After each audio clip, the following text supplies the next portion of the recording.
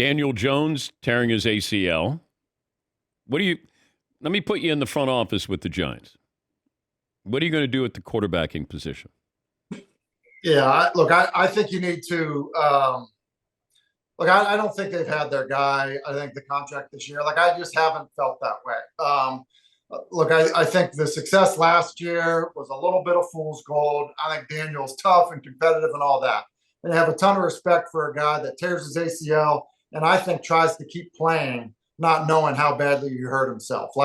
Everyone's got to understand, that's the type of competitor he is. That's great. But I know this, you mentioned the game I have this weekend. I know a lot of people talk about Caleb Williams. Drake Maye is, to me, about as perfect of a prospect that I have ever seen in 15 years at ESPN. There are good quarterbacks coming out in this draft. You're going to have a bad team. I understand, you re-signed Daniel Jones to a big contract last year and all of that. I think if you're in the market for one of these guys that I believe is going to be really, really good, I think you got to get involved in that game. And Drake Maye, for me, Dan, would be at the top of the list.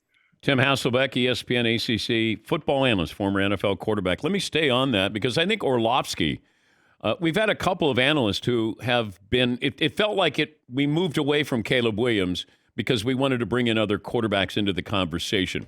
And then I wondered, Michael Penix Jr. and Caleb, is it 1A, 1B, 1C in your opinion with these quarterbacks?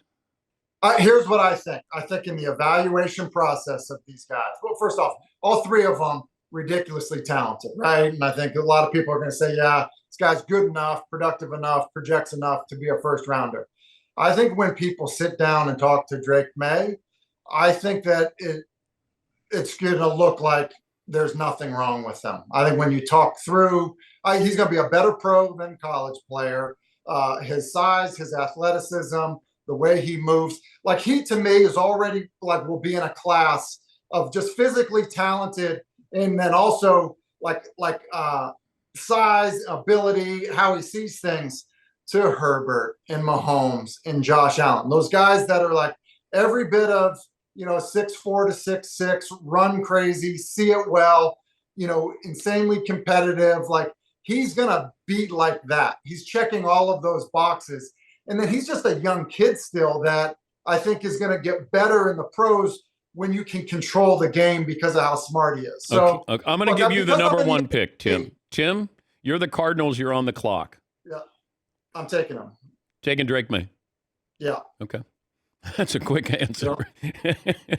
I am. Yeah. So, I think that, and look, I haven't, because I do ACC games, Dan, obviously, I haven't had a Washington game. I haven't had an SC game, but, I'm watching the stuff like everybody else.